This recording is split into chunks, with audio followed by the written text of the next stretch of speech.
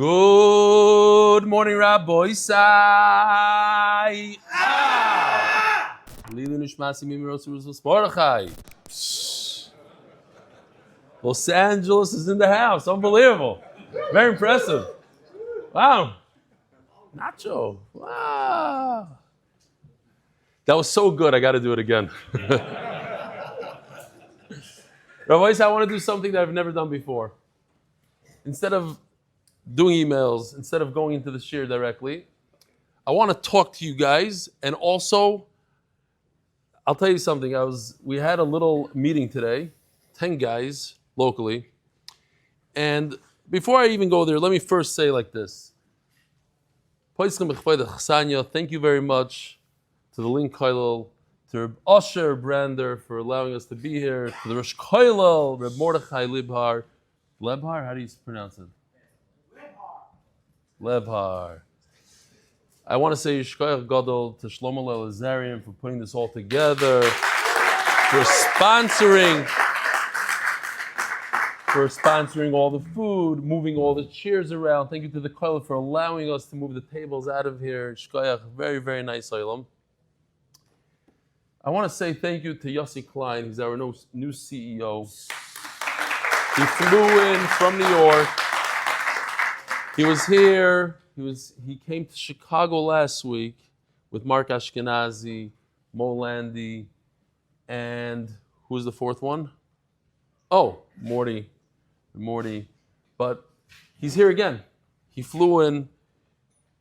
He has a job. He doesn't get paid from MDY. He works 8 hours a day to increase Torah in Klal Yisrael, whatever it takes. So he runs a company. He has a plumbing company. Look at him with the payas, with everything. His English is his second language, but he said, I'm going to take this and I'm going to go with it. So I really appreciate the fact that you're here. We have a superstar in MDY, and it takes people like him.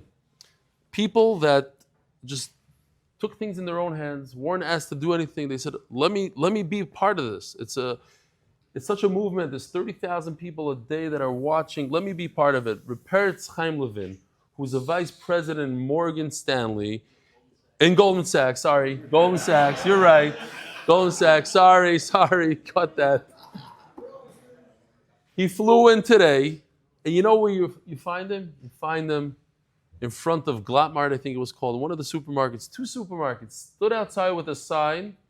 You think the guy's Meshuggah? No, he's a successful businessman, a normal guy, but he'll do anything to bring another person to Torah. And with that attitude, he brought over 1,500 people to the shir. You hear what I'm telling you? 1,500 people. I don't know where he is. Maybe he's still outside. Maybe he's in the front trying to recruit. But when you came in, he probably was the one that gave you that thing. Oh, here he is. Reperetz Chaim. He's all in the back. Reperetz, stand up. Stand up. Shalom Aleichem. There you go.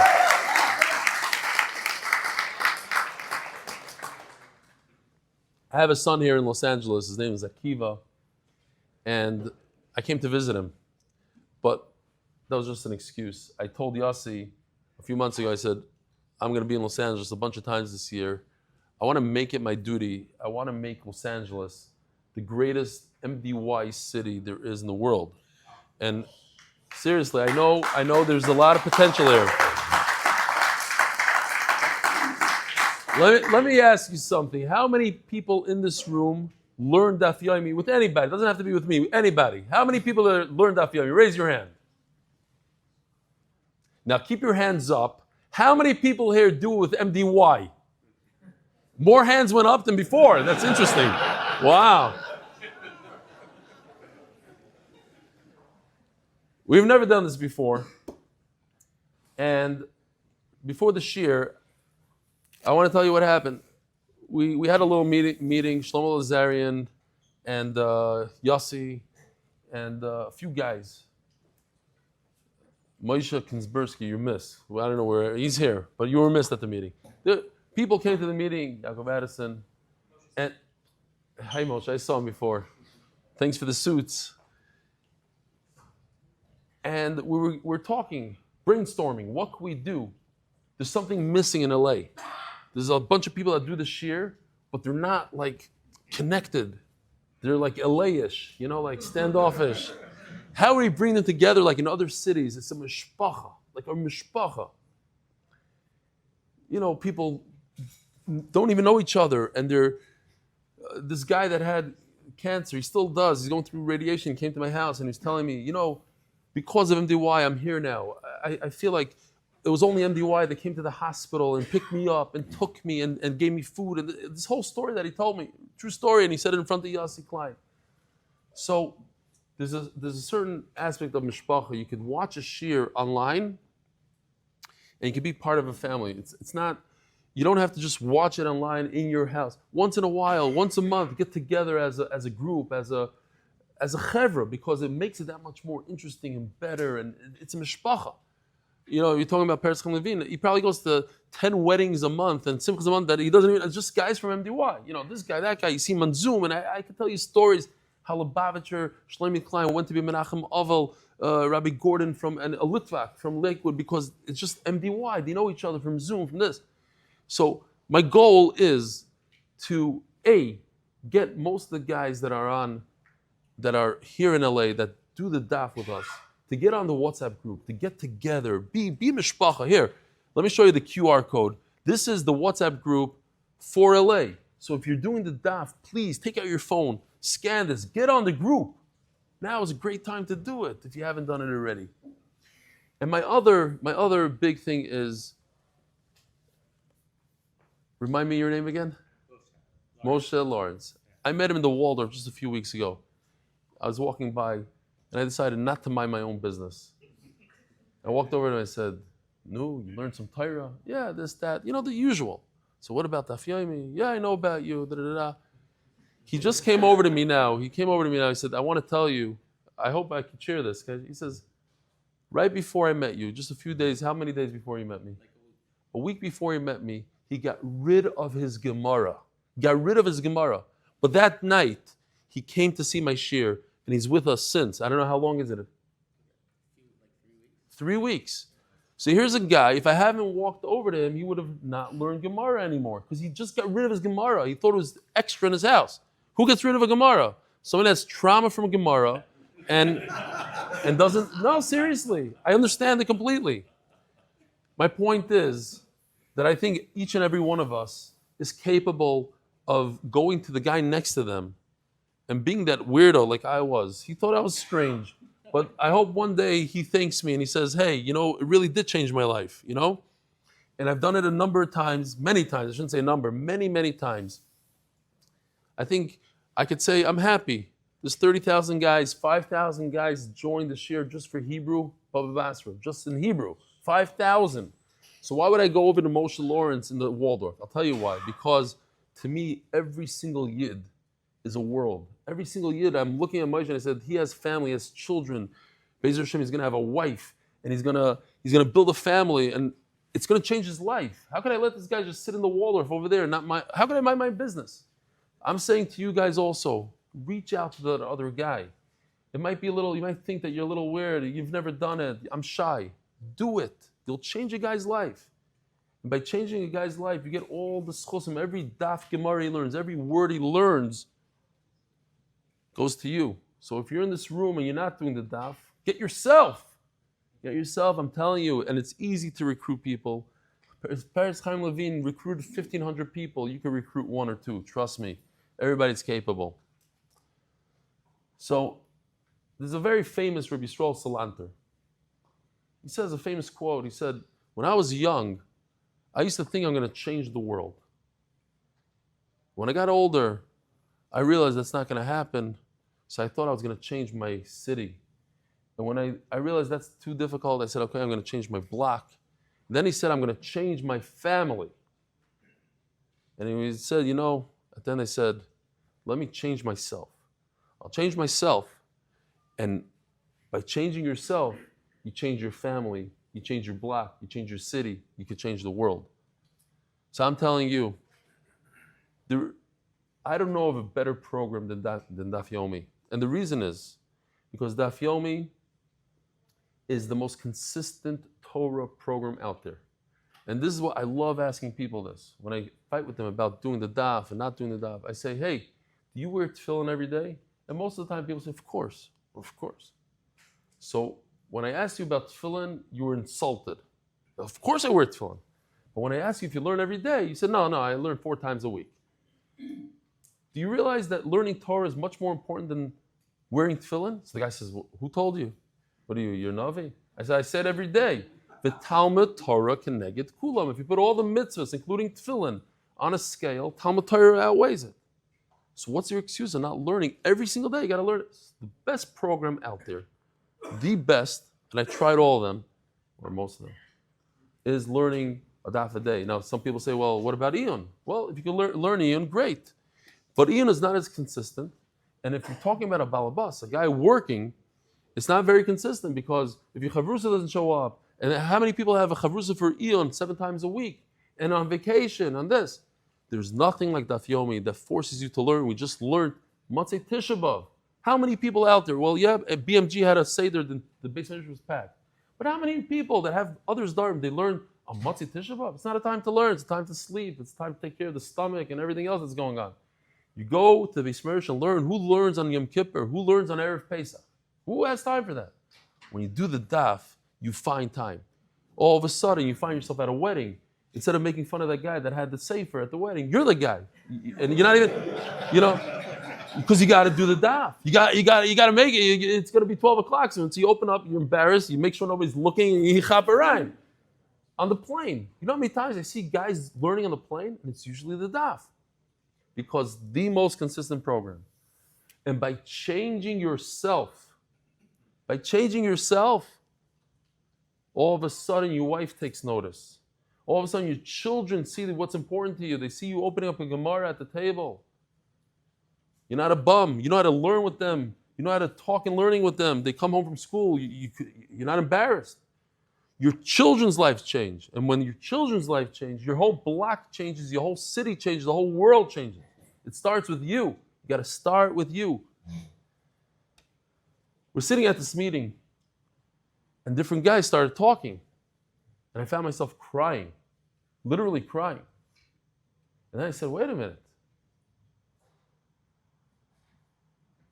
What does he call himself? Nash. He calls himself Nash. I said, Nash, you gotta tell the Olam your story. He said, no, it's not for the Olam. So I said, listen, share your story. I think you'll inspire 1 or 2 people, minimum. You might inspire the whole room. Come tell your story. And then we all know Joel and his story with his wife and the accident, and he spoke. And I was crying. Mamish, I couldn't. And then Yaakov, I said, you guys got to speak. So I don't know if we're going to do 3 speeches, but I think if we do 2 small, short, 5 minutes, 7 minutes, I think it's very inspirational. It'll take something I've never done. Let's try it out. No, what do you say? Instead of a boring shir from Stefansky, let's hear what these guys. No, I'll give the shir also. Here, Nash, get over here, please. Get over here.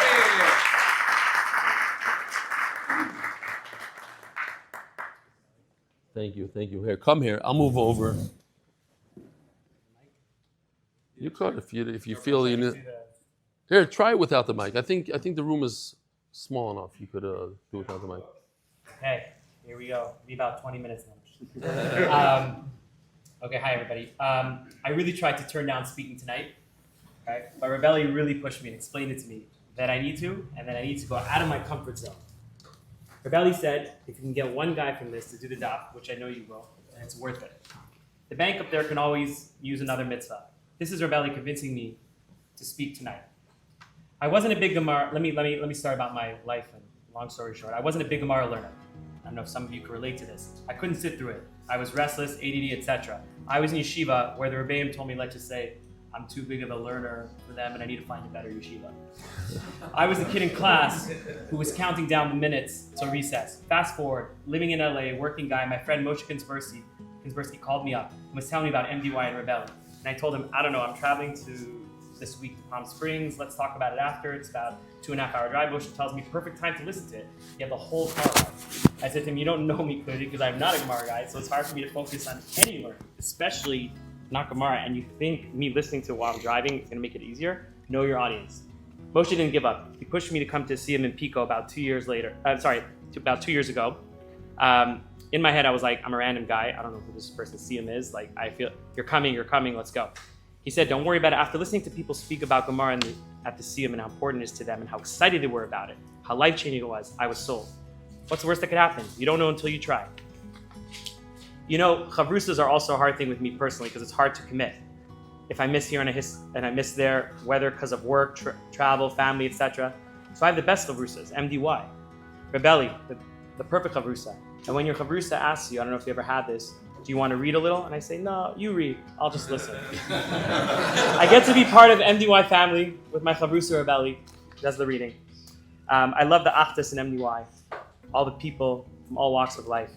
I can't believe I'm doing Daf Yomi before my Netflix, before basketball.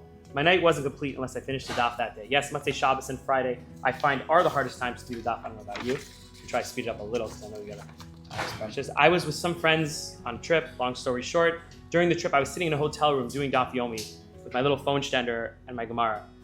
And I said, and my friends looked at me in shock, like I was doing Gemara. Some of my friends didn't even believe me. They're like, you're doing Daf Yomi? It's like that. When I finished my first Masechta, I was in tears. I called my wife and said to her, Mazel Tov, we did it. I couldn't have done it without you.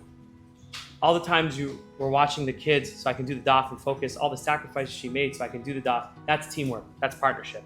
I was in tears, not from an emotional, sad movie, something real in my life. I finished my first Masechta. I know that everyone has sorrows and no one has it easy or perfect. Everyone is busy. When people say they don't have the time, I understand, but make the time. Time is valuable. You can do it and it's worth it. When I tell people about the daf, I would get excited about it automatically, not even purposely trying to sell them on it. Because it was genuine, it was real. That's Rebelli. Rebelli is real and says it the way it is. One of the many things I love about Rebelli, personally what I love, is that he makes the Gemara relatable to us in our everyday lives, which was something I had a hard time with in Gemara back in the day. I felt Gemara didn't relate to us so much nowadays. I didn't find it interesting and I couldn't understand a lot of it either. I would give up. These are things that Rebelli relates to and brings up during the Shiurim. It's not about daf, it's about the Yomi. You may not understand it all, but do it anyways. We all need to push one another to get involved in Gemara and MDY. Try and push a friend, family member. Don't miss out on this amazing Gemara learning experience. MDY is a family. I wanted to wrap up with 2 points about the Yetzer Hara and how it ties into doing the daf. When my brother passed away, I wasn't able to learn while sitting Shiva, so I fell off the daf. And wanted to wait for the next Masechta. Why? Because the Yetzer Hara says to me, you didn't complete it, you're never going to catch up, so why start the next Masechta? Why couldn't I just continue after I was done sitting Shiva? That's the Yetzer Hara. Fast forward, I had finished another Masechta with Rebelli and MDY, and I'm on the phone with one of my brothers, and I was telling him that I finished another Masechta. He says to me, that's huge, wow, you gotta make a big siyum. He said, what accomplishment? I said, yeah. I wasn't excited this time. My brother says to me, something's bothering you, why aren't you excited? I said, to be honest, I am, but I feel weird making a siyum because I didn't understand everything I learned, and maybe I shouldn't make a siyum. My brother screams at me, hello, Minash, do you not see the Yetzer Hara attacking you and trying to take away such a huge accomplishment? How much time you committed, whether you understood it or not, you made it part of your life. He's 1,000% right. The Yetzer Hara was trying to downplay this massive accomplishment. The daf changed my life. If you know someone who you can think benefit from the daf, tell them about it. Don't assume they won't do it. It's not easy to just tell someone to do the daf. It takes time. You have to go about it, explain it all about why MDY is amazing, whether you need to skip announcements and emails, or whether you need to split it up and do it in different times of the day. Do it while you're working out, cleaning the house. You kill 2 birds with 1 stone. You learn Torah and your wife is happy. Start small and finish big. Don't ever give up. Don't let the Yetzer Hara win. Bringing someone to the daf, you'd be surprised to know the schar you get. I don't know about you, but I can use more slisim in the bank up there. Thank you, Reb Eli, for all that you do for all of Klal Yisrael. Thank you for giving us so much of your time and life for Klal Yisrael. Thank you to all the people behind the scenes. You know who you are. Let's have a Havas Yisrael and continue or begin to be part of something huge and life-changing, and together bring Mashiach V'Karo.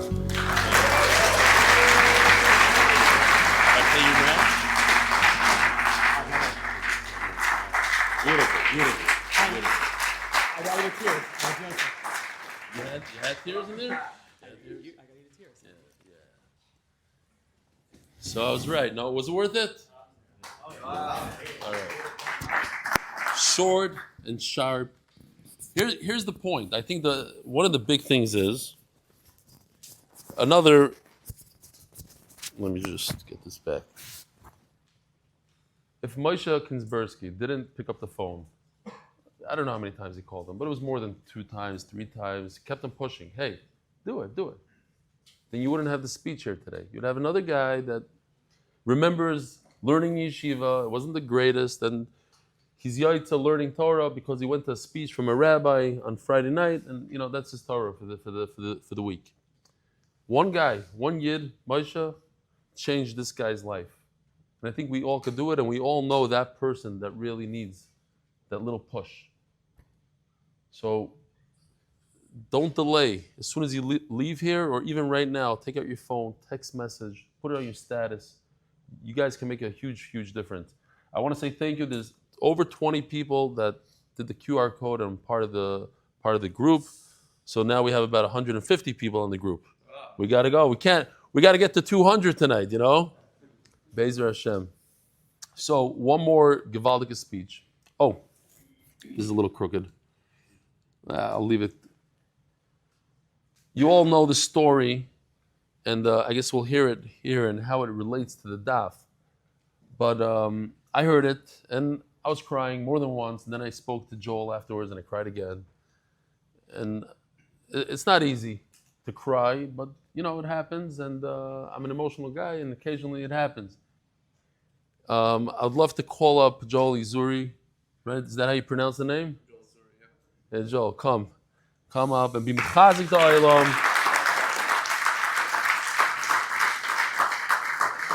Oh, that's much better because he had like 3 pages. This looks shorter even. But those are even more dangerous sometimes. And he's going to go off the cuff. Joel, thank you very much. Here, let me just stand right over there. Perfect. Go. Don't worry about this. And I talk very fast, so I'm trying my best to... Should I put this on? Here, let me put this. Okay, go. Good evening, everyone. Shem Hashem Aseven Natzliach. My name is Joel Izuri. It's great to be here with family and friends from all over. We have Israel, Pico, La Brea, even the Valley, you know. And it's great to be here with like the MDY family, and it's a privilege to meet Rabbi Stefansky in person. I feel like I've known him for so long, but I had to give him like 7 hugs, like one day of the week, each day of the week. You know, just you've been a part of my life, seeing you on the screen each day, but seeing you in person, it's the real thing. And Rabbi Stefansky always says that MDY is like one big family, and as we can see in this crowd and on the Shiurim, it's, you know, he stresses that how beautiful it is. We have Sephardim, Ashkenazim, Hasidim, the Chayalim in Israel, bringing the Gemaras with them into the battle, and like, it's the Achdus it's special. That's what we need now more than ever. You know, especially in this crazy world, we have to stick together and be together and have unconditional love for each other. So, what's amazing about Rabbi Stefansky is he's one of the first rabbis that came to LA that's not here to fundraise. You know? Everyone's here, you want donation, that. I'm sure you won't say no. I'm sure sponsorships are, you know, appreciated, but it's really here. The goal is to gather people. Neshamas. Okay, raising neshamas. You know, bring more people. Spiritual currency. So that's appreciated. And as Rabbi Stefansky has mentioned multiple times, what we have to do is we have to be like Lubavitchers. We have to be bold, not be shy. Like you mentioned today, they're out there in Hollywood and places doing tefillin on people. Sure, they get turned down a lot, and they keep doing it. So having that approach, gather people like 1,500 people, that's unbelievable. At least. And, you know, as Jewish people, what do we like? We like, you know, free sushi, free pizza. So we have free Gemaras here. You know, MDY, you sign someone up, you know, it's like, I got a Gemara for you. And like, that's a pretty good selling point. People like, you know, we like free things, you know. Nothing better than a free Gemara is amazing. So, you know, Baruch Hashem, I was married to my best friend, Lior Tova, for 12 years. I thank God every day that I was married to her, and I knew when we were married that she was so special. I thank Hashem for that privilege every day, and everything about my life I owe to her. My job, we have 5 beautiful kids, my spirituality and spiritual growth. She always encouraged me. I told Rabbi Stefansky that she went to a seminary called Benos Chava, and I told her that must be a good seminary because I never heard of it. So, you know, if you know, have Binyomin, the ones who know, you know. If you know, you know. You know. So, and I was in near Yaakov, near Jake. So, Baruch Hashem, and she was from Los Angeles. So we started in Atlanta, Georgia, for 4 years, and we came out here, and we had 12 years together. And so I keep her in mind in everything I do, and I try to make her proud. And, during those years, I had a chavrusa, thank God, every day of the week. I would learn Gemara on Shabbos and Sunday and Ben Ish Chai in the week. I'm sorry, I know, and I'm proud Iraqi. But in the last 2 years, it's been a little bit difficult to keep up a learning schedule in person. I have twice a week, and I was introduced to MDY by Steve Seichel in Baltimore, and it's changed my life, having the accessibility to be able to learn. Some days I can get in the full 400 minutes, some days it's 10 minutes here, 15 minutes there, but I know that I'm still doing it. And at the end of the day, it's one of my, Nash was saying, it's knowing that you finished the daf, it's an accomplishment, it's something that, it's a special thing. Regardless of what happened the day, you get that learning in. And, so the Rabbi discussed, in my opinion, there's 3 reasons people are not learning Daf Yomi. One is trauma. Number 2 is people don't enjoy it. And 3 is that people say we don't have the time. But once you learn this year and you realize that you actually do have the time we all have time for ESPN or national movies, other things in life. Once you find this time, you realize it doesn't take away from whatever else you had. It actually, the rest of your day is enhanced. And I would like to add one more thing I learned from Rabbi Stefansky was always mentioning, he said today be like Chabad, so I feel like we can take another thing from Chabad. We can continue the Achdus. Is the Alter Rebbe, I learned this, said, the Chassidim asked him, I know Rebbe, you're on a Lifak, but I'll say this here, okay, all good. The Chassidim asked him, what's more important, to love Hashem or to love a fellow Yid? And he said, really, it's the same thing, to love a Jew and love Hashem, but on a deeper level, to love a fellow Yid. Because when you love a fellow Jew, you love who Hashem loves. So if we can bring more people into this chabura together, this worldwide learning shir, it's the highest form of love, because we're all in this together and continue to grow and have continue our achdus. So we should have all the brachas, everybody. Beautiful. Thank you so much. Wow. Thank you. Beautiful. Thank you for what you did. All right. Beautiful. Big chizuk, for me at least. And I know it's getting old a little bit, and it's getting late. The shir is supposed to be over by now. But I think we should do just a 90-second song. And we got to do Achenu because we have Lubavitchers in the room, and we have Sfardim, and we have a few Ashkenazim also. We're in Pico, right? We have some Hasidim, we have modern Orthodox, we have everything. So let's just sing Achenu, but almost like the way you did it, like the one of the best ahs. Let's do one of the best Achenus. So even if you have a terrible voice, help out a little bit. And last time I sang Achenu, a guy wrote me an email with his name and everything, right? Rabbi, please don't sing anymore. Get a professional to sing. So I want you to drown me out. Achenu kol beis Yisrael. Achenu kol beis Yisrael. Hanisunim batzara, batzara uvashivya, oimdim bein bayam, ubein bayam bashar. Achenu kol beis Yisrael.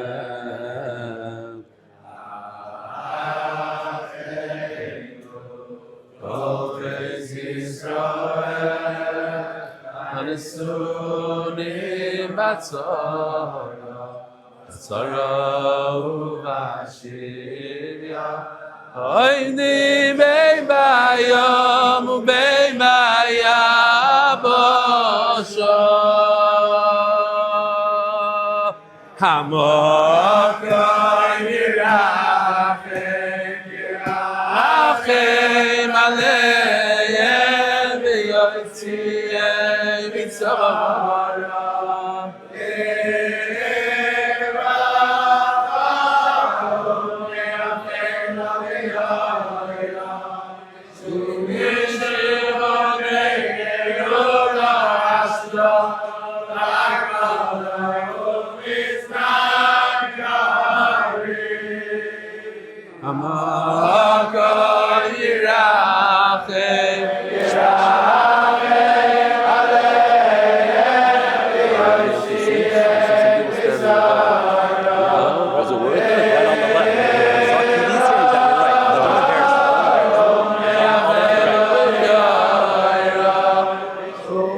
shivu legeula ashta bagola ubizman koriv. Beautiful. I know there are a few people that came late. They missed the beginning. So we got to do this one more time. But like never before. You ready? Good morning, Rabbi Isai. That was the best. It's a smaller crowd. A giant Givaldi. Okay. You're all going to Gan Eden for 25 years just from the okay, whatever. I have a bunch of Gemaras here. If you're new and you want to join the shir, we bribe you. We give you one of these. It's the new volume coming up in about a week, I think. So if you want one of these, or you know somebody that needs one of these, let me know. Anybody want one? Anybody want to join right now? Here we go. Here. Anybody else? Wow. Go to Paris Chaim Levine, tell me your name. Shkoyach. Wow, beautiful. Shalom Aleichem. What's your name? I want to give it to you. Here, gift from me to you. You're going to finish it. Shalom Aleichem. What's your name? You're going to do the daf? You're going to try? What? Yeah, you try. You try for a few days. You want one also. Good. Rabbi said, come up here. Let's go. We got to start here. You're here? Shalom Aleichem. It's for guys. Shalom Aleichem. Guys that are new to the shir and want to start the shir. You ready? Here's one for you. Oh, they're replaying the song already. Shalom Aleichem. What's your name? Nathan. We got 2 left. That's it. No, we got a bunch more. Here we go. You got it? Okay, great. You want one? Shalom Aleichem. Bezrat Hashem, we're going to finish Shas together. Rabbi Isai, we also have a little bit of a daf to do. We are holding a daf Nun Aleph, Amud Beis, 5 lines from the bottom. Oh, I think you have to do sponsors. Oh my, it's never ending. Okay. The Koil of the month, sponsored by Binyomin Rosenfeld for Atzlacha in business. The Masech is sponsored for the safe and speedy return of all the hostages. The Paras HaChodesh, Yosef and Bas, sorry, it's the wrong name. Chai Bas Yosef and Yosef, I say it every day for the last 7 months, but it's backwards here. I don't know. Yedidya Pereira, please Daven for Pidyon Shvurim, Yonatan, Usher Yehuda, Ben Michael, incarcerated, denied bail in Ireland, the male that did a bris milah there, and they put him in jail. Paras Chodesh, Binyomin Rosenfeld, with gratitude to Reb Biderman, Reb Eli, Gedale Fenster for his podcast, and Michael Safdie for a complete Refuah. Bracha Abigail Bas Rochel Gitta, Joshua Herschberg. Oh, this is all messed up. His mother, Lila Nishmas. His mother, Yehuda's Bas Rav Yaakov HaKohain, for his zechus for rebellion and the whole MDY staff to continue to make Torah so enjoyable for many. That's the art of the month. Daniel Kahane, in honor of Jacob Kahane's 16th birthday, Mazel Tov. And one more, which is messed up. I don't know. Nishmas Leo Bas. I don't know. No one can replace a mother. Moshe Mordechai. I don't know what happened to the... That's, I think, Mark Ashkenazi trying to write in Hebrew.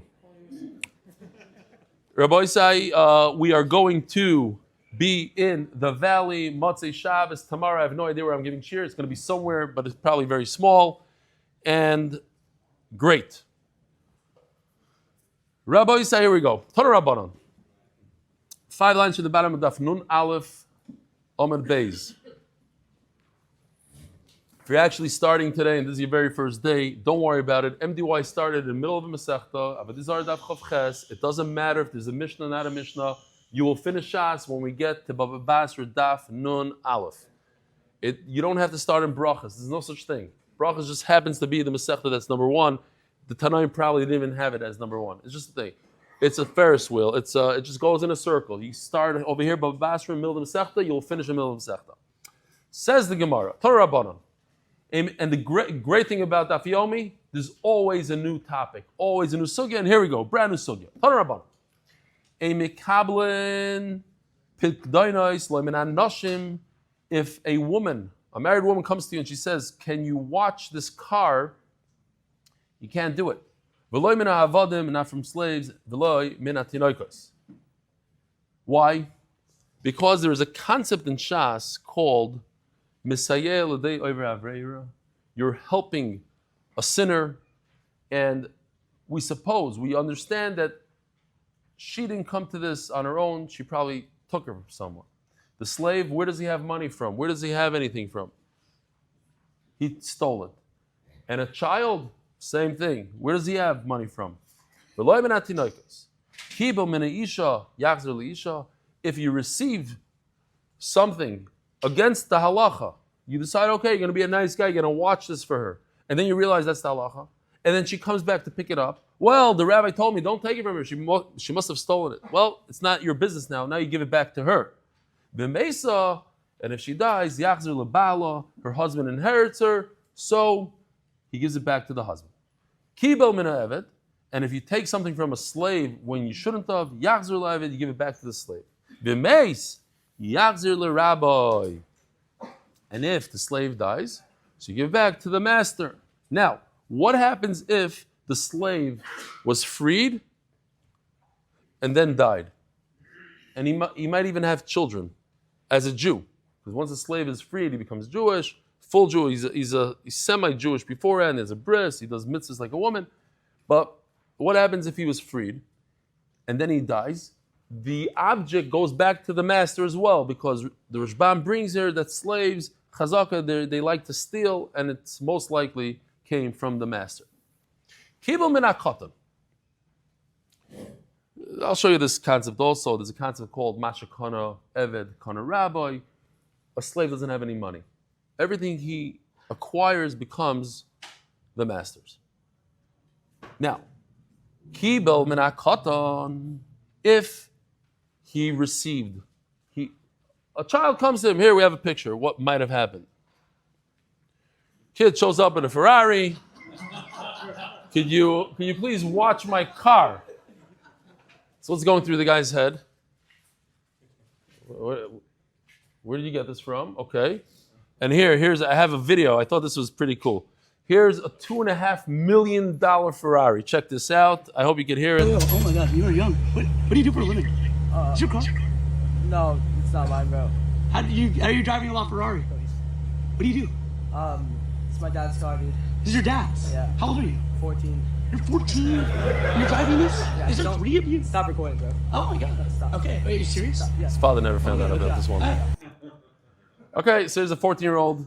We all know the Maisa. I think we're all guilty of it. You know, there's a fan of the Shir, and Bezrat Hashem, he couldn't come tonight. He's here from LA. His name is Yoel Gold. I don't know if any of you heard of him. So he's a big part of the Shir, and he's going to be Bezrat Hashem. He said he's going to come at Motzei Shabbos. So I saw on Tisha B'Av, I watched his video, and I'm a big fan of his. And he brought down a very interesting story. No, he did, but I'm going to say this story later. There's another, I'll say a different story that I saw. This one was a very moving story that has to do with this. The story went, there was, I forgot the guy's name, but it was in Adelphia, the famous yeshiva in Adelphia, and I read a book about Rabbi Trenk. You saw the book about Rabbi Trenk? I loved the book. It really moved me. He was a very interesting fellow, and he was a Rosh Yeshiva, and he loved these boys. And these were, boys that struggled in Yiddishkeit. And one day, the dormitory in Adelphia burnt down. So a balabas from the community, I forgot his name, he's the one that said the story. He said, okay, 9 boys could stay in my house. 9 boys, he takes the 9 boys in the house. And one night, you know what boys do when they're in somebody else's house? Sometimes they find the keys to the car. And one of the boys took the car and, they joyride, and he returned it smashed up to smithereens. This individual was, understandably so, very, very upset. He was furious. Here I am, I'm letting these boys in my house, I'm giving them room and board, and this is the Hakaras HaTov. You take my car without permission and you smash it up. And he was furious. And he comes to davening next morning, and the whole yeshiva is looking at him. What is he going to do? And he's thinking to himself, he didn't really say it, but that's what I understood from him. I'm going to pop this guy in the head. I'm going to really give him a real zetz in front of the whole yeshiva. And he's thinking, and all of a sudden he looks at Rabbi Trenk, and he's very close to Rabbi Trenk, and he's like, he saw Rabbi Trenk looking at him, he's looking back, and he goes over to the boy, says, we need to talk. And the boy's shaking. And when he said this, he just said this, I was crying. I guess it was Tisha B'Av, and I was emotional. He's like, I'm moichel you. And he walked away. I'm moichel. That's what because he thought to himself, what would Rabbi Trenk say?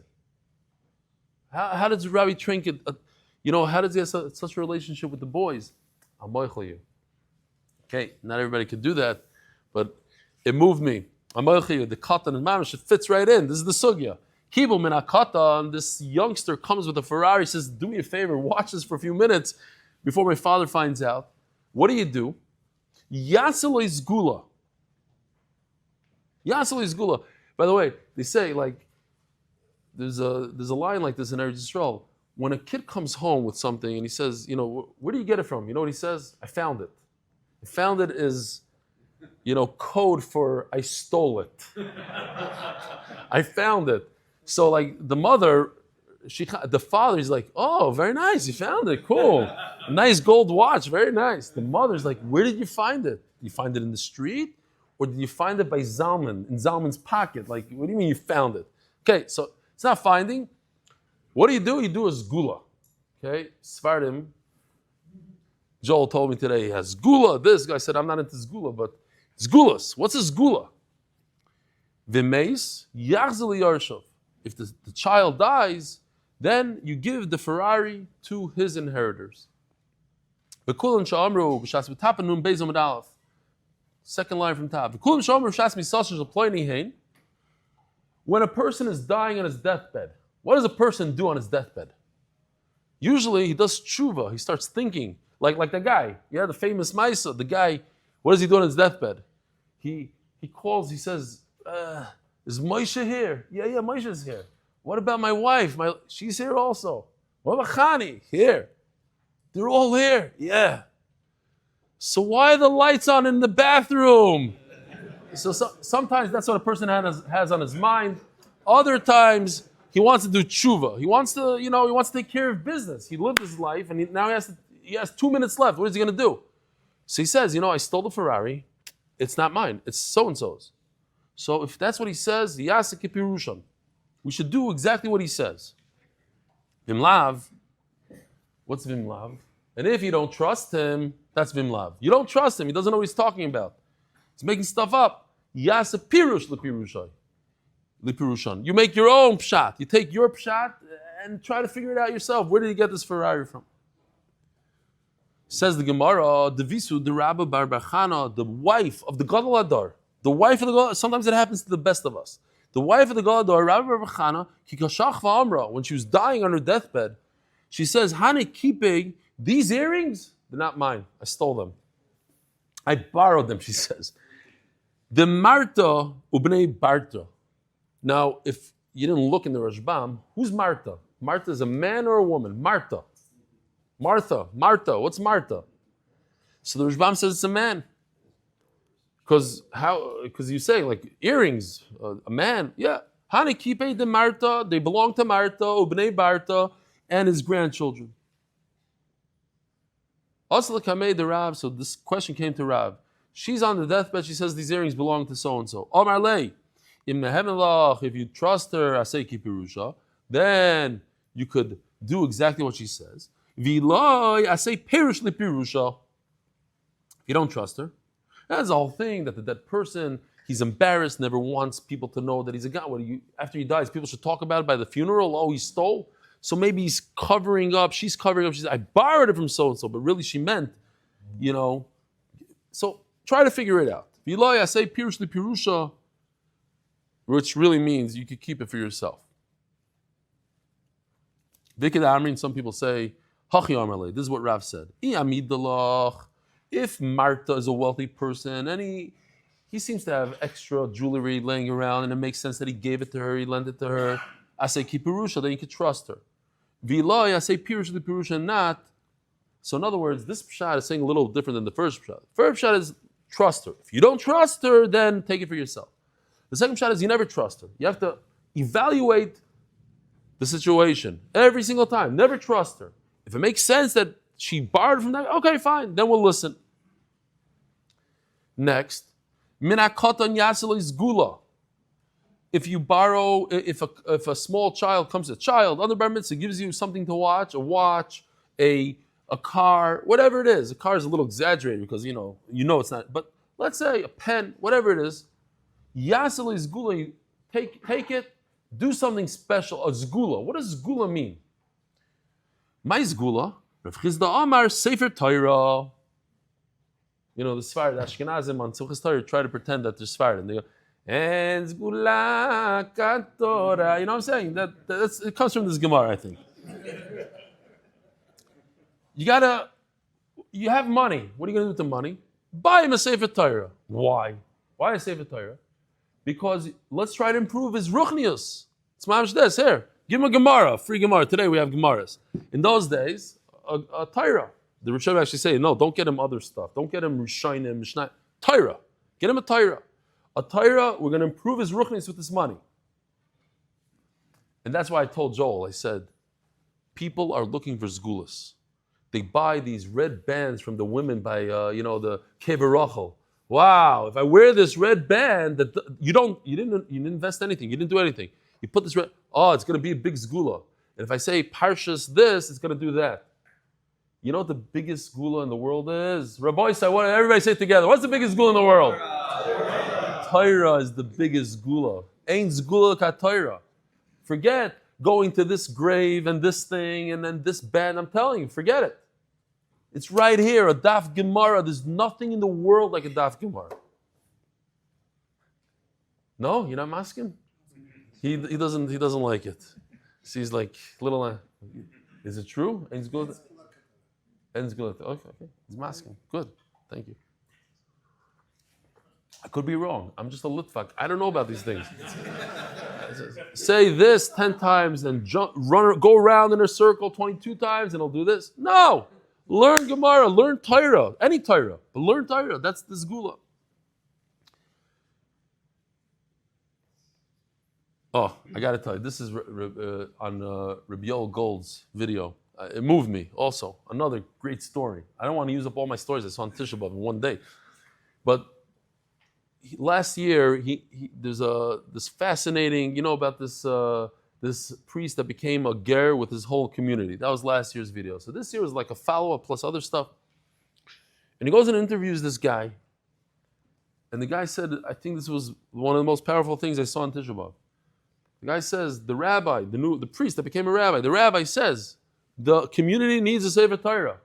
We don't have money for Sefer. We got to get together and do a Sefer Torah. So you wouldn't understand this. I'll tell you in a second. Not everybody in the room is going to understand the power of this story. I was like to understand it. He looks around and he has nothing. What could he give for a Sefer Torah? Nothing.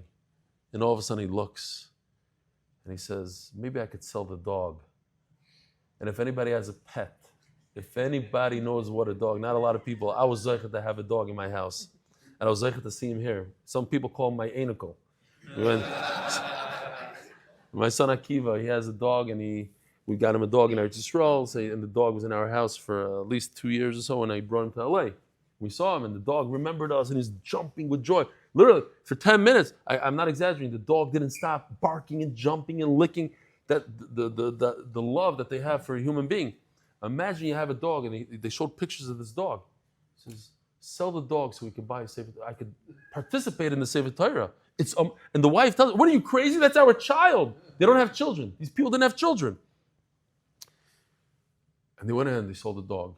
And then he says, I'm writing a book, by the way. It's called 9 Months Later. He writes in this story, 9 months later, they had a baby boy and they called him Baruch. But a person, can you imagine selling your dog, selling your almost child. Okay, you guys don't have. If you have a dog, you know what I'm talking about. Says the Gemara. Rav Chizda Omar, Sefer Torah. Rabba Baravuna Omar, Dikla Dochamine. Rabba goes in a different direction. Rabba is saying it's Gashmias. You need something, some sustenance. You got to buy him some real estate. You buy him a palm tree, and he'll have dates, and he'll have something to live on. So it's basically machlokes. They give him ruchnis, they give him Gashmias. All right, we're running late. I'll just say this real quick because I like to throw in the interesting stuff. Chayalim in Gaza, they want to do Kriyas HaTorah. And one guy pulls out a little Sefer Torah, but they're in the middle of, the battle. And they're like, where do we put it? There's no table, no bima. What are you going to do? So the guy says, we'll just hold it. So the other guy says, no, I'm going to bend down on the ground and you're going to put it on my back. What do you do? So Rabbi Yitzchak Zilberstein was asked the question, and he said, no, it's too much of a bizayon to do it like that. He says, if there's a minhag, the Ben Ish Chai says that by some Sfardim, they would do it like that on Tisha B'Av. They would read the Torah on a guy's back. He said, well, typically speaking, it's a little bit of a bizayon. He says, of course, if there's no other, then you can do it like that, but it's better to hold it up and read it without a bima. I thought it was interesting. So, a father cannot, we're talking about chazaka. This cheskes abata means that if you sit on somebody's property for 3 years and nobody protested, nobody said a word, then it's obvious it's yours. You have to claim that you bought it. You bought it legitimately, just you lost the documents, 3 years. But a father and a son, how could they do that? They love each other. If I'm in my father's house for 3 years and doesn't say anything, it's because I'm his son, not because I own it. So if a son has the chutzpah one day to say, hey, I own this house, it doesn't mean, or maybe he tells his brothers, one day the father's nifty, he says, I was here 3 years and Todd didn't say anything. Okay, dad didn't say anything because you're his son. And the same thing if the father does to the son. Okay, so, even if they separate ways, they go different ways. This is a very interesting shaila. What about a yeshiva guy? Because the Rashbam says, what does it mean, separate ways? Says the Rashbam, you're not soymech al shulchan aviv. You're not benefiting from your father anymore. You know, a lot of times the kid gets 20, 22 years old, he leaves the house, I'll see you later, he gets an apartment. At that point, you would think, if he came back and tried to grab a vacation home, his father would say something to him. No, even in that case, even when you're out of the house. So there's a shaila, a real shaila, and it's more important for Sfardim. A boy that goes to yeshiva, older, yeshiva Gedale, he's 18 years old, he's in yeshiva 95% of the time. And he comes on once in a while. Does his father light the menorah for him or not? Is he Samech HaShulchan Aruch? Okay, we'll talk about it by Chanukah, but it's interesting questions that a father splits ways with the son, not because they're in a fight, because they went in a different direction. What's the halacha? So says the Gemara, Rav Amar, Cholkulai. Rav says no. That if they split up, he moved out of the house. Loy. What does loy mean? It's counterintuitive. Loy means yes. Why? Loy means not what the Mishnah said. The Mishnah says that when your father and son, you cannot do a chazaka. In this case, you could. Yes, you could do a chazaka. Loy means no Mishnah, yes chazaka. Okay? It's not that complicated, but it's just a little counterintuitive. No. Loy means no. Loy means no. But no to the Mishnah.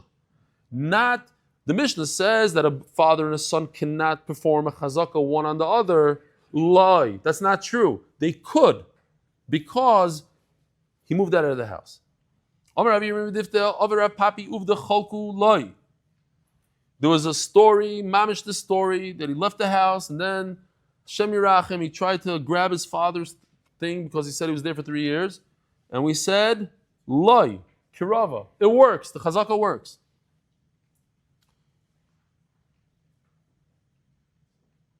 Says the Gemara, Rav Nachman bar Yitzchak. Ishtoy Rav Chia Mahurmez Ardashid, Rav Chia from this place, Hurmez Ardashid said, the Ishtoy Rav Nachman bar Yaakov, Ishmei Rav Nachman bar Yaakov. Oh, I love this. This is like a freebie. It's just gonna, long names, 2 lines, and we're saying the same thing. And what? They said, Cholku loy, like Rava. There is a chazaka. V'hilchasa, and halacha is, Cholku, there is a chazaka, loy. And we even have a Bryce and Mefurish. Beit Shecholak, a son that moved out of the house. He's not Samich HaShulchan Aviv anymore. V'ishlish in his garsha, and a wife who got divorced. Harem kishar kol adam. They're like regular individuals. A wife, the Gemara says, a wife that, ex-wife, a lot of times, especially in our communities, unfortunately, the biggest enemy in the world. So of course, if she's sitting in a piece of real estate for 3 years, of course, the husband would have said something if it's his. He hates her.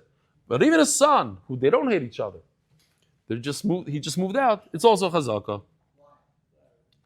Why? Because a father would put his foot down and say something. Who asked the question? You? If you had a piece of real estate and your son was in there for 3 years, wouldn't you say something to him? You love him, but you're going to say something. Hey, that's mine. Don't, you got to ask before you go there with all your friends and throw parties there. You set their boundaries. You're going to say something in the 3 years. 3 years, just let him take over. That's a little exaggerated. We have in our family, my father-in-law has a vacation home, and one of the kids really loves it, and they keep on going there every 3 years. My father-in-law went, hey, not that, nope. That's a little bit now you push the limits.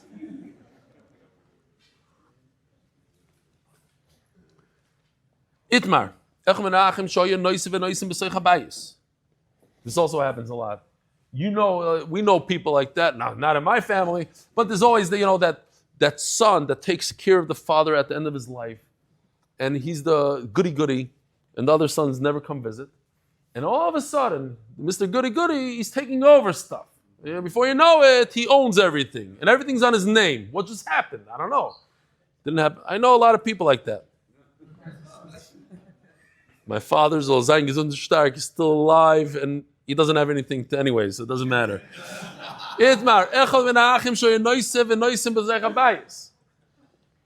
One of the brothers, he's taking care of business. Yeah, it's usually the daughter, but okay, in this case, it's the brother, one of the brothers. And all of a sudden, oinois means a star mechira. Here, it's just it's another word. Once I'm here, let me just show you. I'll entertain you because this is Mamish B'tul Torah. Why not? I got to show you this. Rabbi Isai, last year Shabbaton was one of the most amazing Shabbosim of my life. We cried, 770 we laughed, people, we danced together. We heard incredible speeches. The camaraderie was just so geschmack and so Check fun. Out the Hasidim in the past few months, back and people forth. come to me and said, wow, I cannot believe I missed that Shabbos. Don't be that guy. This year, save the date. It's a Shabbos. You're going to want to be there and not miss. It was unbelievable. Really unbelievable. Shlomo Lazarian from Los Angeles came with his whole family. All right. Rabbi Isai, here we are. That had nothing to do with anything. I just saw it in my slides. I might as well show it. Why not? Okay. So it says the Gemara, you have this guy that's writing documents and everything's signed in his name. All of a sudden, the houses become his. Everything is his. And we know you know that guy, right? He doesn't have a job, that guy. He never had a job. His whole plan was he's going to take care of the properties and inherit stuff. You ask him, where do you get the money to buy all this stuff? No, I had money. Check this out. Here's the story in a slide. Here's the old man. He married this woman. And they have a son. He's the guy that we're talking about. He's the guy. And he has 2 little kids. That woman, she goes to the cemetery. And he marries another wife, and he has 3 sons. Okay, so you have one son. All the 4 boys here, all the 4 men, adults, they share one father, but they have different mothers. So the guy on the right, who takes care of his father, he's the b'char, let's say. So he says, look, all the documentation says my name. I bought it with my own money. The other brothers say, no. It doesn't make sense what's going on here. How do you have money? Well, all of a sudden, you're able to purchase houses in LA, $16 million, 20. You never had a job in your life. What's pshat? Omar Rav, Olav Lahavi Raya. It's interesting. His name is on all the documentation. He has to prove it. This is a very unique case. Usually if you have documentation and you have Edim and everything, you don't have to prove it. In this case, you have to prove it. It's not true. The brothers have to prove that he's not the owner. Take a look over here. In this case, where the brother, you see the guy on the right, look what happens to him. Oh, sorry. Rav says the guy on the right has to bring a raya. Shmuel says the guys on the left have to bring the brothers. Says Shmuel, but if this guy goes bye-bye to the cemetery, then we don't start up with the Yisayimim. The orphans, they don't have to bring a raya. Let the brothers bring a raya. Moideli Abba. Who's Abba? Rav. That was his real name. Rav is just, rabbi. But his real name is Abba. That if the brother on the right, the original brother, he dies, then his Yarshim don't have to bring a raya. Mas gifla rapapa klum taninu liyasmi midloy tanu la'avoin. What's going on here? If the father was alive, let's go back for a second. This guy on the right, all the way on the right, if he's alive, he has to prove it. Because he died, his children are better than him. If there's real concern that he stole and nothing is his, so let the children prove it. There is a concept, tanin and liyasmi. We go out of our way and we try to help out orphans. They don't know how to make a claim in court. They're too young. So we'll do it. But why should they be stronger and better than their own father? Their own father is not believed, so why should they be believed? The father can't claim that. So they have a better claim than the father. The Gemara says, Varava, apik zuga de sarbala, v'sifr da agadata. Zuga de sarbala is, let me see if I have it. This guy. It's just a scissor that, a drying scissors that, the tailor uses. Sifr da agadata is like Ein Yaakov. Today we have Ein Yaakov. It's a sefer full of agadata of stories. Miyasmi took it out. Beloy raya. Oh, you see that without a raya, he took things away from the Yisayim. Says the Gemara, bidvarim asuyim lahashul lahaskir. This is referring to unique things that people tend to lend to other people. If the Yosem is holding on to something that usually you borrow, so it's not the Yosem's. What's a good example of these things? Let me show you what we came up with. Here we go.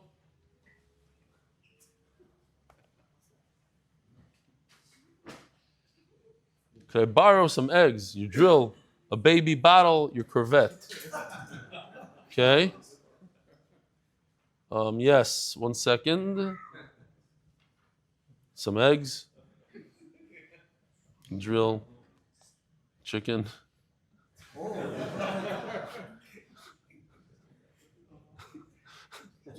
A crying baby even. Give out. Oh.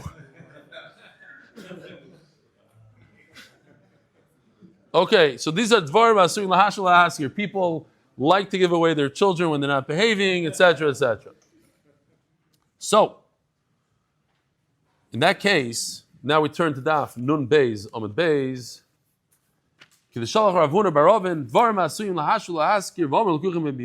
If a person says, wait a minute, I recognize that car. I recognize that drill. Isn't that Yankee's drill? And you say, no, I bought it from him. In that case, you're not believed. So we have a Bam Kasha on Shmuel, says Gemara, Kasha. There's always a discussion in Shas. When the Gemara says Tiyufta, that means there's a Bam question. Why are you the only guy eating here? Bring the food to the Olam. The Olam's hungry. No, I don't want them all to get up at one time. We're almost done. Hold on, yeah, sponsors, that's right. Sorry. Mamish. So, there's a Shaila in Shas. What does Tiyufta means? A bomb question. Kashya, Rashi usually says, Kashya is not as strong. The Rashbam says in this case, I guess he argues on his grandfather, Kashya and Tiyufta are the same, which would mean that he kicked Shmuel out. Kashya, it's a Kashya on Shmuel. Okay. Omer Rav Chisda. Sponsored by the turning of the Daf, sponsored by Yisrael Share Construction Management Supervision and the LifeShare community. Today, one of the people was Ari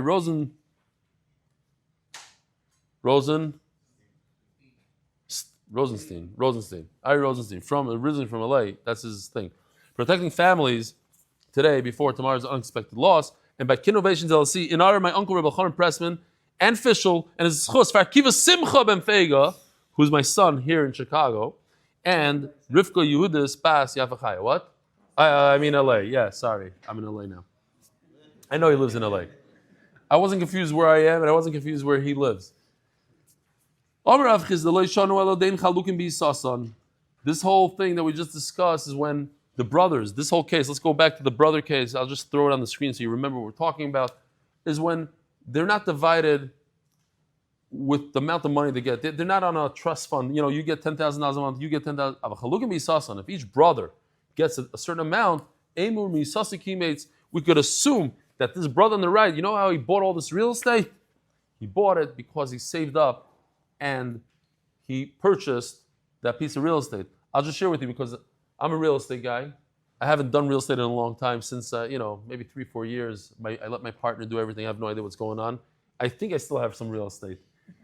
But I used to do a lot of renovations, and this truck driver who's bringing a dumpster, he says, listen, I this is not the first time I see you. I see you on this property, that property. What's going on here?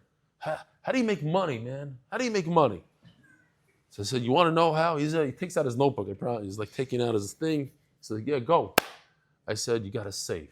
You got to save, because I noticed in my properties, there's a lot of people that, they buy the 100-inch TVs, and they have rims that spin, and they have all these cars, but they can't pay the rent. I'm like, you got to save. If you save up, then you could buy another property. And he's writing down. No, this is simple. This is like Mesilas Yesharim 101. I'm saying that everybody knows this stuff, but sometimes you got to say it. In order to make money, you need money, usually. Huh? You got to write it down.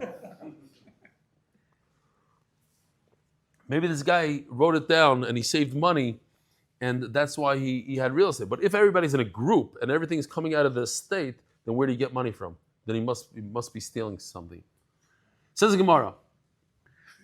We said, again, going back to these brothers, one brother has to prove the other brother. How are you proving exactly?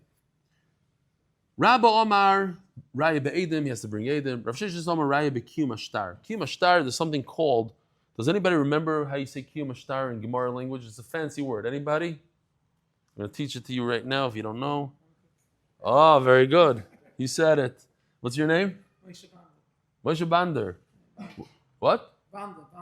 Bander, well, not related to isn't his name something similar? Brander, okay. Moshe Bander said that it's called a hempek. Hempek, in fact, he's right. When the Bezdin looks at a star and they interviewed everybody and they say that the star is legit, they write a hempek. On the bottom of the star, they say, hempek, this is a legit star. So if the guy comes with a hempek, great. He authenticates the star. Omer le Rav of Nachman. Harav v'Shmuel. Very interesting. We have two machlokes. We have Rav and Shmuel. Rav, going back. Who do we believe? You remember? Here, let's show you the thing. Why not? Rav says the guy on the right has to bring a raya. He's probably lying. Shmuel says the brothers have to bring a raya. So we have a machlokes. But if the brother has to bring a raya, the guy on the right has to bring a raya. If the halach is like Rav, what kind of raya? We had two shitas. Either it's the hempek, authentication, or it's Edim. So it's like a double question. Which one is it? So says the Gemara. By the way, I got to stop here for a second. I want to say la la la la la to La Lazarian. I just thought I didn't. It just came out because he told me that there's only going to be 50 people here tonight. So I said, listen, take out all the tables, put in all the chairs. He says, no. I said, just take it out. Now, who is right? Look around the room. Is it a good thing that we took out the chairs? I'm serious. That we took out the tables? Yossi, what? We have more than 50. You're okay by taking out? Was it Kedai? No, those guys want to get chomped. Says the Gemara.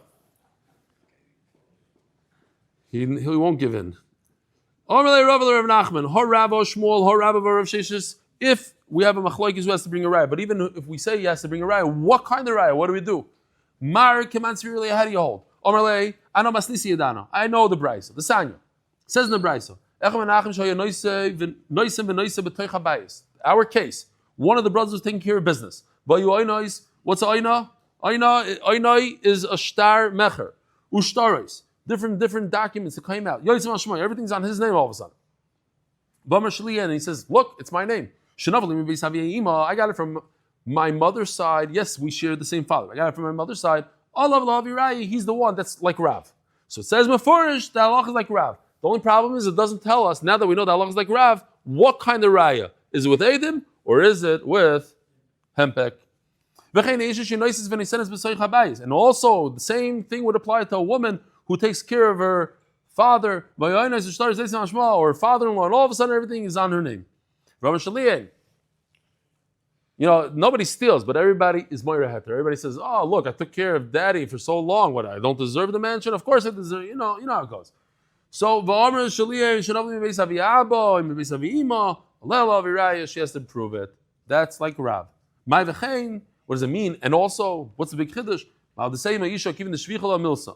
A woman gets a lot of honor.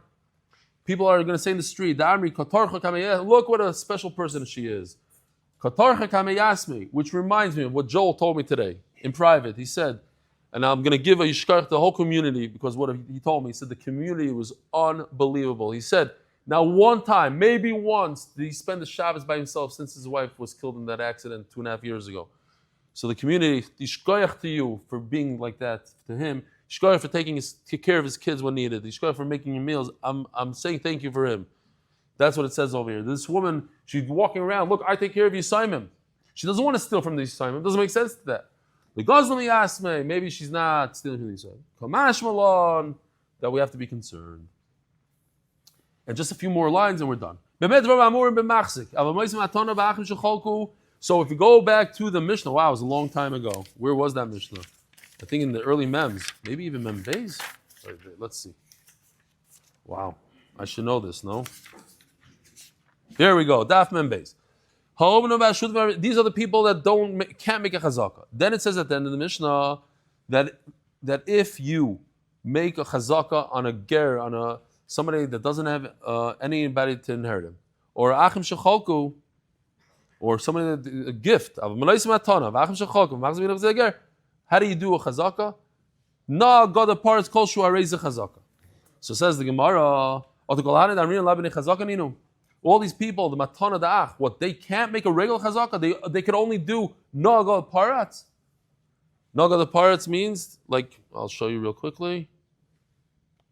I know you guys want to go home already, starving. This is now, we're going to have the sugya, what exactly, how do you, when you want to acquire a field that, let's say, a convert who died without children, it's hefker. How do you acquire it? You have to know the halacha. There's only very specific things. You have to do something in the field, such as locking it, building up the wall. The Gemara is going to describe how much, and breaking down the wall. But just living in there is not enough. So says the Gemara.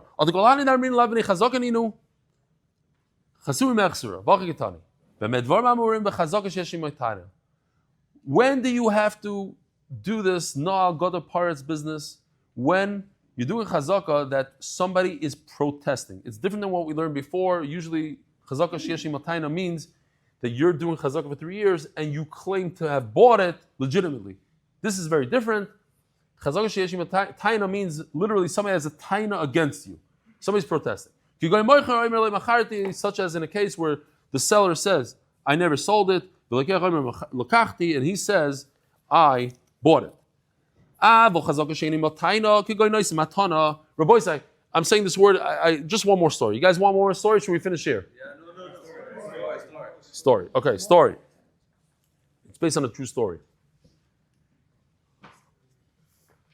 Very wealthy guy had a contractor that worked for him for many years, 30 plus years. And after 30 something years, the contractor comes to the wealthy guy and says, Rabbi, I'm sorry, but I must retire. I'm getting old. I have to retire. I'm done. The wealthy guy, he wasn't very happy.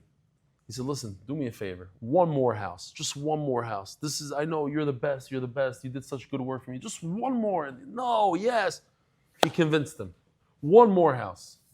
The guy goes ahead and he wasn't in the mood of building. He wanted to retire. The guy pressured him. I call it Yotze Zayin. You do a mitzvah like, you give tzedakah, you give $1, get out of my face. Okay, I was kind of the mitzvah. I know somebody that he wants to eat fish on Shabbos. He hates fish, so he takes a piece of tuna. Okay, Yotze. That's not doing the mitzvah. Yotze Zayin. It's a different shmuz. So he built the house Yotze Zayin. He went to Home Depot, got a few tiles. Instead of getting the class, the lines weren't the straightest, the grout lines were a little off. No, he was a professional. He would never let this happen. He always took out his laser and everything was perfect, top quality, walnut everywhere, granites. This house, He's done with the house, done. He goes to the rich guy, to the wealthy individual. He says, listen, I'm sorry, I'm done. And you're not going to ask me for another house. He says, no. He says, here's your keys. The wealthy guy looks at him and says, you were so good to me for 35 years. I want to give you a gift. I want to give you this house you just built. And he gives him back the keys. And he's thinking to himself, what a fool.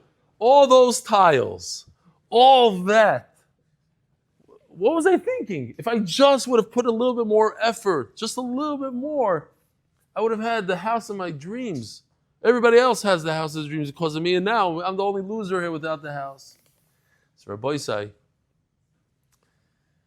we're here. We have a purpose. Hashem gives us the ability to build our house. We're all building our house. And our job is, let's not be foolish. We could build it like in LA, on the nicest blocks in LA, or we could do it like in Chicago. No, I'm just kidding. They have nice houses there. We could do Yotze Zayin, but we're building it for us. We're doing somebody a favor. When we learn the daf, we go, we're doing ourselves a favor. We're doing it for us. We're doing it for us. So another trick, if you want to get the mansion up there, because we all have, that's how the Gedale Adar, they live in mansions. That's what it says. Nachli afar somewhere in mansions on the river. You want to have the mansion? The easiest way is to get another guy to join the daf. Because his chosim will be so immense. You get to share those chosim, your mansion will be that much bigger and greater. Let's just finish up one more line here. I'm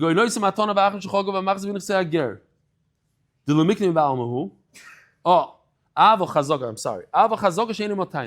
But if nobody's protesting, a guy that gives a gift, he gives him that house for free. And brothers that are splitting the inheritance, there's nobody complaining. And you go and you try to do a chazaka, a kinyan in the nifsei hager, what do? The mikvah is just a kinyan. We're not talking about the chazaka of 3 years. No, you lock it. Godar, you build a fence. Parats, you break the fence. Kol shu, even a small amount. Harezu chazaka, it's a chazaka. Rabbi Isai, have a wonderful day.